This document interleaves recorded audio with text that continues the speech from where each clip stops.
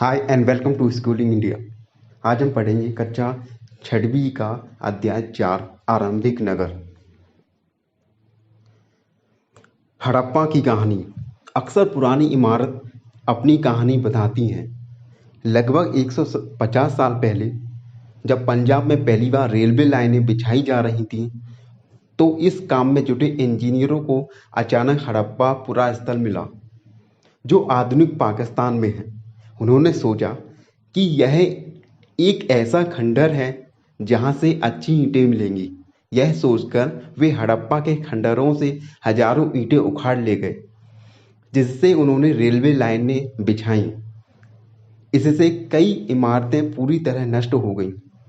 उसके बाद 80 साल बाद पुरातत्व विदों ने इन स्थल को ढूंढा और तब पता चला कि यह खंडहर उपमहाद्वीप में सबसे पुराने शहरों में से एक है। क्योंकि इस नगर की खोज सबसे पहले हुई थी, इसलिए बाद में मिलने वाले इस तरह के सभी पुरा स्थलों में जो इमारतें और चीज़ें मिली, उन्हें हड़प्पा सभ्यता की इमारतें कहा गया। इन शहरों का निर्माण लगभग 4700 साल पहले हुआ था। इन नगरों की विशेषताएं क्या थीं? इन नगरों में से कई तो दो या उससे ज़्यादा हिस्सों में विभाजित किया गया था। प्रायः पश्चिमी भाग छोटा था लेकिन ऊंचाई पर बना था, और पूर्वी हिस्सा बड़ा था लेकिन यह निचले इलाके में था। ऊंचाई वाले भाग को पुरातत्वविदों ने नगर दुर्ग कहा है और निचले वाले हिस्सों को निचला नगर कहा है। दोनों हिस्सों की 4 दीवारियां पक्की ईंटों से बनाई जाती थीं। उसकी ईंटें इतनी अच्छी थीं कि हजारों साल बाद आज तक उनकी दीवारें खड़ी रहीं। दीवार बनाने के लिए ईंटों की चिनाई इस तरह करते थे जिससे कि दीवारें खूब मजबूत रहें। कुछ नगरों के नगर दुर्ग में कुछ खास इमारतें बनाई गई थीं। मिसाल के तौर पर मोहनजोदाड़ो में खास तालाब बनाया गया था, जिसे पुरातत्वविदों ने महान स्नानघर कहा है। इस तालाब को बनाने में ईंट और प्लास्टर का इस्तेमाल किया गया था। इसमें पानी का रिसाव रोकने के लिए प्लास्टर के ऊपर चारकोल की परत चढ़ाई गई थी। इस सरोवर में 2 तरफ से उतरने के लिए सीढ़ियां बनाई गई थीं और चारों ओर कमरे बनाए गए थे। इसमें भरने के लिए पानी कुआं से निकाला जाता था। उपयोग के बाद इसे खाली कर दिया जाता था। शायद यहाँ विशिष्ट नागरिक विशिष्ट अवसरों पर स्नान किया करते थे। कालीबंगा और लोथल जैसे अन्य नगरों में अग्निकुंड मिले हैं जहाँ संभवतः यज्ञ किए जाते होंगे। हड़प्पा, मोहनजोदाड़ो और लोथल जैसे कुछ नगरों में बड़े बड़े भंडार गृह मिले हैं। भवन, नाले और सड़कें। इन नगरों में घर आमतौर पर 1 या 2 मंजिला होते थे। घर में आंगन के चारों ओर कमरे बनाए जाते थे। अधिकांश घरों में एक अलग स्नानगृह था और कुछ घरों में कुएं भी होते थे। कई नगरों में ढके हुए नाले थे। इन्हें सावधानी से सीधी लाइन में बनाया जाता था। हर नाली में हल्की ढलान होती थी ताकि पानी आसानी से बह सके। अक्सर घरों की नालियों को सड़कों की नालियों से जोड़ दिया जाता था, जो बाद में बड़े नालों में मिल जाती थी। नालों के ढके होने के कारण इनमें जगह जगह पर मेनहोल बनाए गए थे, जिनके जरिए इनकी देखभाल और सफाई भी की जा सके। घर, नाले और सड़कों का निर्माण योजनाबद्ध तरीके से एक साथ ही किया जाता था। नगरीय जीवन। हड़प्पा के नगरों में बड़ी हलचल रहा करती होगी। यहाँ पर ऐसे लोग रहते होंगे जो नगर की खास इमारतें बनाने की योजना में जुटे रहते थे। ये संभवतः यहाँ के शासक थे। यह भी संभव है कि शासक लोगों को भेजकर दूर से धातु, बहुमूल्य पत्थर और अन्य उपयोगी चीजें मंगवाते थे। शायद शासक लोग खूबसूरत मानकों तथा सोने चांदी के बने आभूषण जैसे कीमती चीजों को अपने पास रखते होंगे। इन नगरों में लिपिक भी होते थे जो मोहरों पर तो लिखते ही थे और शायद अन्य चीजों पर भी लिखते होंगे। जो बच नहीं पाए हैं। इसके अलावा नगरों में शिल्पकार स्त्री पुरुष भी रहते थे जो अपने घरों या किसी उद्योग स्तर पर तरह तरह की चीजें बनाते होंगे, लंबी यात्राएं भी करते थे और वहां से उपयोगी वस्तुएं लाते थे और साथ ही लाते थे सुदूर देशों की किस्से कहानियां। मिट्टी से बने कई खिलौने भी मिले जिनसे बच्चे खेलते होंगे। नगर और नए शिल्प। आओ अब कुछ ऐसी चीजों के बारे में अध्ययन करें जो हड़प्पा के नगरों से प्राप्त हुई।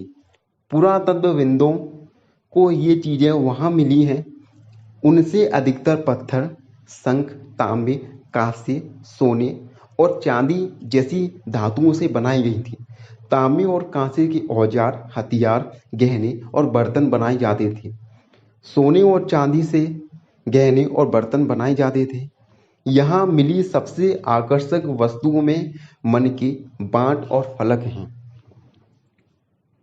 हड़प्पा सभ्यता के लोग पत्थर की मोहरें बनाते थे। इन आयताकार मोहरों पर सामान्यतः जानवरों के चित्र मिलते थे। हड़प्पा सभ्यता के लोग काले रंग से डिजाइन किए हुए खूबसूरत लाल मिट्टी के बर्तन बनाते थे। संभवतः 7000 साल पहले मेहरगढ़ में कपास की खेती होती थी। मोहनजोदाड़ो से कपड़े के टुकड़े के अवशेष, चांदी की एक फूलदान के ढक्कन तथा अन्य तांबे की वस्तुओं से चिपकी हुई मिली। पक्की मिट्टी तथा फ्रेयंस से बनी तकलियां सूत कताई का संकेत देती हैं। इनमें से अधिकांश वस्तुओं का निर्माण विशेषज्ञों ने किया था। विशेषज्ञ उसे कहते हैं जो किसी खास चीज को बनाने के लिए खास प्रशिक्षण लेता है, जैसे पत्थर तलाशना, मनके चमकाना या फिर मोहरों पर पच्चीकारी करना। प्रश्न 36 पर देखो तो मूर्ति का चेहरा कितना आकर्षक ढंग से बनाया गया और उसकी दाढ़ी कितनी अच्छी तरह दर्शाई गई है। यह किसी विशेषज्ञ मूर्तिकार का ही काम हो सकता है। हर व्यक्ति विशेषज्ञ नहीं हो सकता। हमें यहाँ पता नहीं है कि क्या सिर्फ पुरुष ही ऐसे कार्यों में प्रशिक्षण हासिल करते थे या फिर केवल महिलाएं ही। शायद कुछ महिलाएं और पुरुष दोनों ही इन काम में दक्ष थे। कच्चे माल की खोज। कच्चा माल उन पदार्थों को कहते हैं जो या तो प्राकृतिक रूप से मिलते हैं या फिर किसान या पशुपालक उनका उत्पादन करते हैं। जैसे लकड़ी या धातुओं की आयस प्राकृतिक रूप से उपलब्ध कच्चे माल हैं।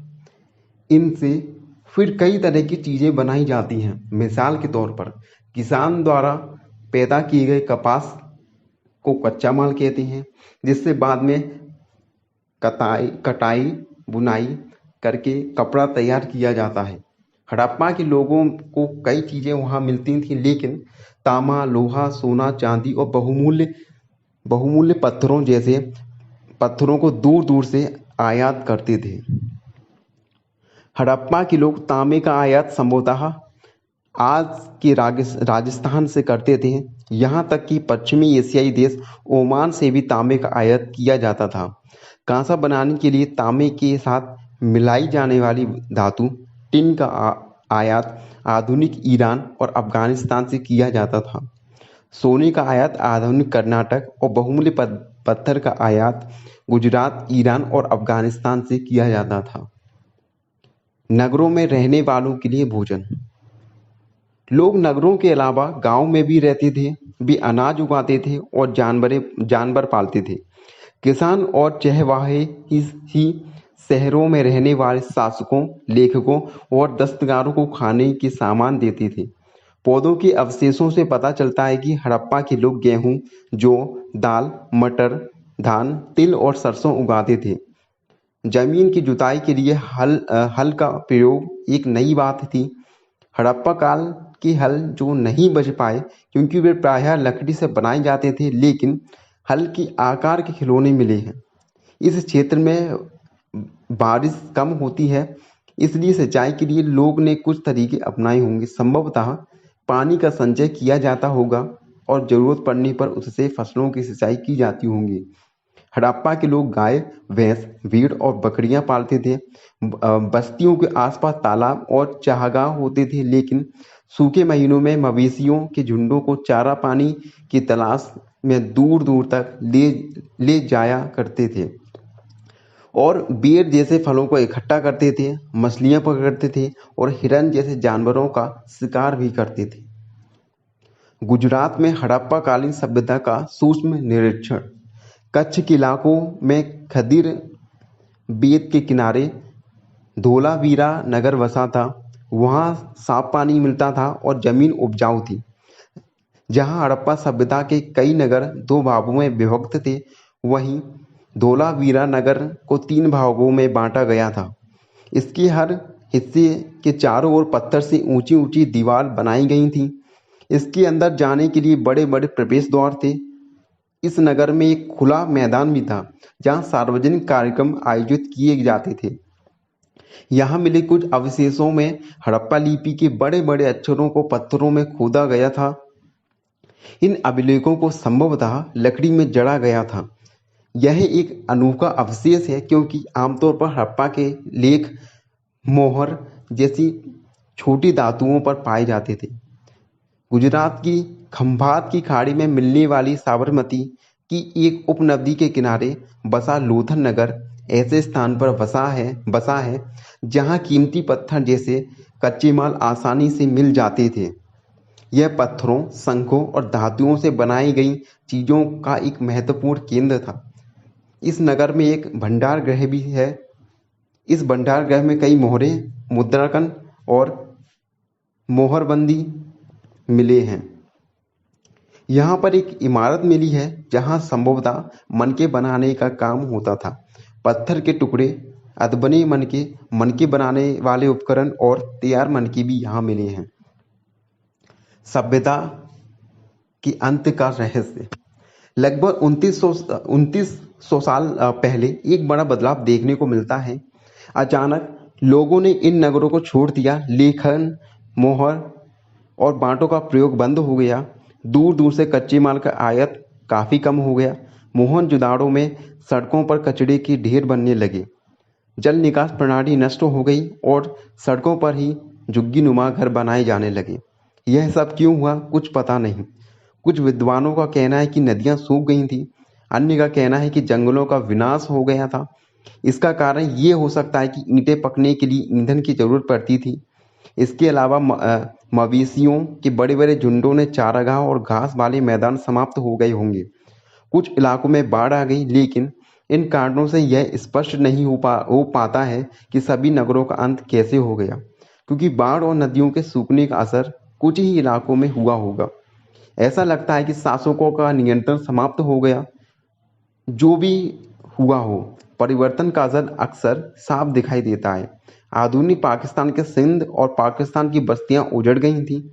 कई लोग पूर्व और दक्षिण के इलाकों में नई और छोटी बस्तियों में जाकर बस गए।